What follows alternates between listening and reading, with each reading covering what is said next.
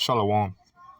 Before I get started, like always, all praises to Yahweh, Bahashim Yahweh Shai, Bahashim Rakakwadash. Double honors to the apostles and elders of Great Millstone, and salutations to you sincere brothers out there pushing this word in sincerity and in all truth.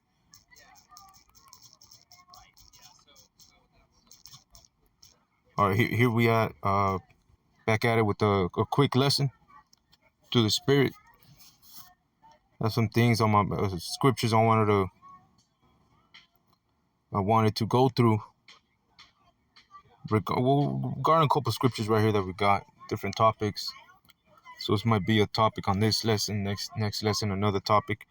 But let's go to Jeremiah. Let's start off with Jeremiah real quick. The book of Jeremiah, chapter 17, verse 4. And I bring this scripture out because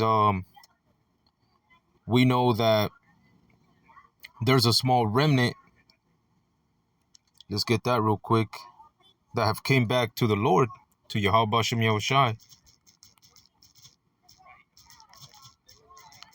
Okay, let me see. Come on. Okay. Well, let's get that after. Actually, let's get it right now. The book of Isaiah, chapter 10, verse 21.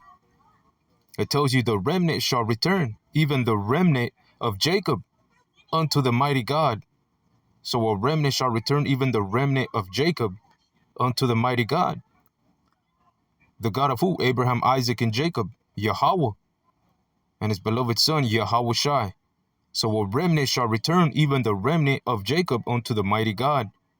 For thou, Salakia, for though thy people Israel, you see, it ain't talking about Edom, it ain't talking about Moab, Ishmael, Elam, it ain't talking about no other people but the people of Israel, man, the so-called Negroes, Latinos, and Native Americans.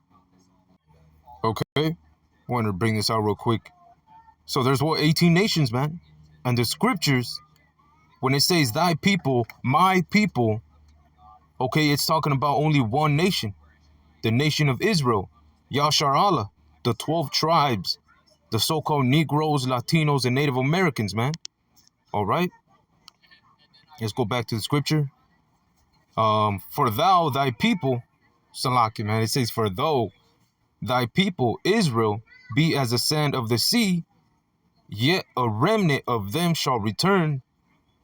The consumption decreed shall overflow with righteousness. All right. So though the people of Israel be as the sand of the sea, which you can't number the sand of the sea, yet a remnant of them shall return. The consumption decreed shall overflow with righteousness. For the Lord of God hosts shall make a consumption even determined in the midst of all the land. So the point is what? That a small remnant is going to return unto the mighty God, Yahweh, Bahashim Yahweh Shai, man. Okay? Going back now to Jeremiah 14, Jeremiah 17. And it tells you, and thou, even thyself, shall discontinue from thine heritage that I gave thee. And I will cause thee to serve thine enemies in the land which thou knowest not, for you have kindled a fire in my anger, which shall burn forever. Okay? So let's go again. And thou, even thyself, all the nation of Israel, discontinued from the heritage that the Lord gave us, man. It tells you right here, shall discontinue from thine heritage that I gave thee. And we had a different heritage, man. First of all, we had Yahweh Bashem Yahweh Shai, man. The main power. All the other nations serve idols, man. We serve the Almighty Yahweh and his beloved son Yahweh Shai, man. But we didn't serve him because the Lord said what? And thou even thyself shalt discontinue from thine heritage that I gave thee. Ultimately, all the Israelites are in a land, the enemy's land, because Esau conquered majority of all the places, man. We're under the rulership of Esau Edom. 2nd Ezra 6 and 9 tells you that For Esau is the end of the world, and Jacob is the beginning of it that followeth. You got what? Job, the book of Job 9:24. The earth is given into the hand of the wicked. The wicked is Esau, Edom, man. Obadiah tells you they'll be known as the border of wickedness. Okay, so we discontinued from our heritage, man.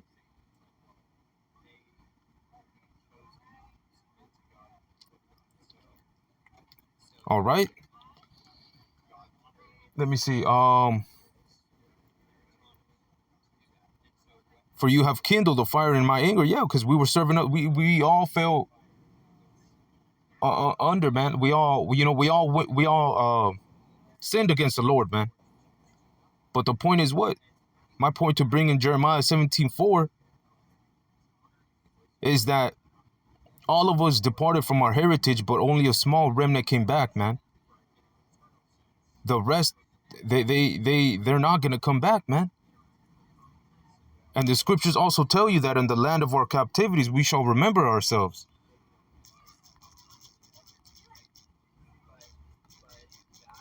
Let's go to that. Baruch 2:30. For I knew that they would not hear me, because it is a stiff-necked people. But in the land of their captivities, they shall remember themselves. Right? And shall know that I am the Lord their God, Yahweh Ba'ashem Yahweh Shai, for I will give them a heart and ears to hear. And they shall praise me in the land of their captivity, and think upon my name. You see, we're in captivity, man. Majority of the brothers are here in Babylon the Great. And think upon my name, Yahweh and Yahweh Shai, man. These Christians don't think they're in captivity. These Catholics, they don't think they're in captivity. They don't consider themselves stiff-necked people. They haven't remembered who they are. Right? We discontinued from our heritage, but it's a small remnant. It's prophecy, man. That a small remnant of the seed of Jacob, which are referring to the 12 tribes, the so-called Negroes, Latinos, and Native Americans, would remember themselves in captivity, man, and call upon the name of the Lord, Yahweh Ba'ashem Yahweh Shai. All right, verse 5. Thus saith the Lord, cursed be the man that trusteth in man, and maketh flesh his arm, and whose heart departed from the Lord, whose mind departed from the Lord. The ones that ain't coming back to their heritage, to Yahweh Ba'ashem Yahweh Shai, the ones that haven't remembered themselves in the land of their captivity. Well, guess what? The scriptures say, cursed be the man whose heart departed from the Lord. They haven't came back. They won't come back. And they won't understand what's plain and holy unto us, man. It's going to be a stumbling block. You see, right now we're in the times of what? Of prophecy, man. We got the rumors of wars. We got the economy collapsing. We got United States backing up the state of Israel. You got Iran, Russia, China backing up the Palestinians. All right, they're all going to go what? Against America and ultimately destroy it, man. Because America is Babylon the Great. But we understand that the ones who ain't putting, have came back, they're ultimately going to get put off, man, get put away. But we understand that the Lord said all Israel shall return, man. That all Israel shall be saved. Through the small remnant that is going to get delivered from the destruction of Babylon the Great, man. This is a major stumbling block to the Christians, to the Catholics, man. They don't believe in what we believe, man. Let's go to that. They don't. Let's go to Matthew real quick, and then we'll go to Ecclesiasticus 39 and 24. This is the book of Matthew 13 and 16, okay? And it tells you, but blessed are your eyes, for they see. Well, you know what? Let's read the chapter real quick.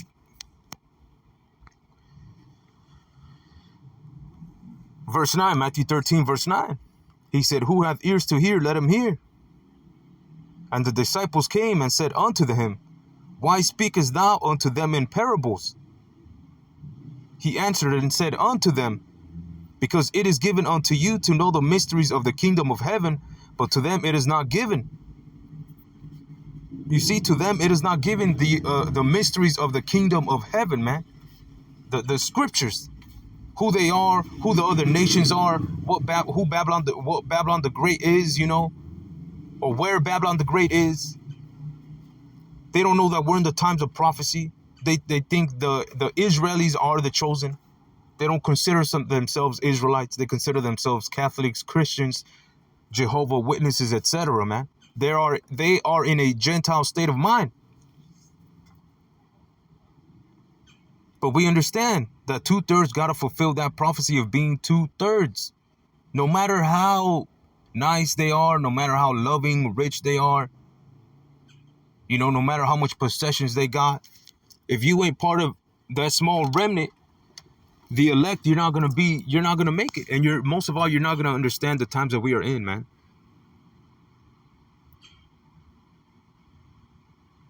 Okay, verse 12.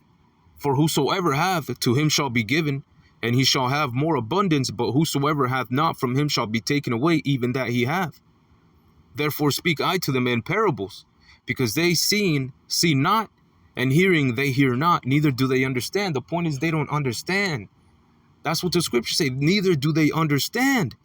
They're not going to understand what we're talking about, man.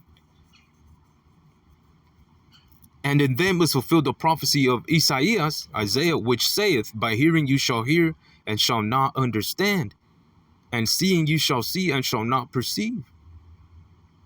You see, for this people's heart is waxed gross, and their ears are dull of hearing, and their eyes they have closed, lest at any time they should see with their eyes, and hear with their ears, and should understand with their heart, and should be converted, and I should heal them. But blessed are your eyes, for they see, and your ears, for they hear. Okay, for verily I say unto you that many prophets and righteous men have desired to see those things which you see. They desire to see the things that we see, man. The wars that are going on, the economy collapsing, the brothers rising up, the camps out there, man, condemning Babylon the Great. Okay, they desire to see the things that we see today, man. And to hear those things which you hear and have not heard them. You see? Let's go to Ecclesiasticus 39 and 24. And his ways are plain unto the holy. So are they stumbling blocks unto the wicked, man. You see, the ways of the Lord, the times that we're in, everything is plain unto us, man. But to the other ones, they're stumbling blocks unto the wicked. They won't understand the times they're in. They won't understand that they're Israelites. They just won't get it, man. That's prophecy. That they're not gonna get it. They won't understand. Let me see if I got more scriptures. If not, I'm gonna close it out.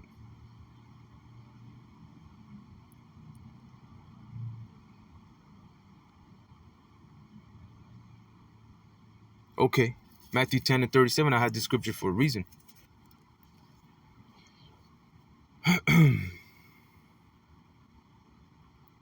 Matthew 10 and 37, it says, he that loveth father or mother more than me is not worthy of me. And he that loveth son or daughter more than me is not worthy of me. You see, so you got to put Yahweh Hashem Yahushai first, man. We can't let other people get in the way of you serving the Lord, man, because then you ain't going to be worthy.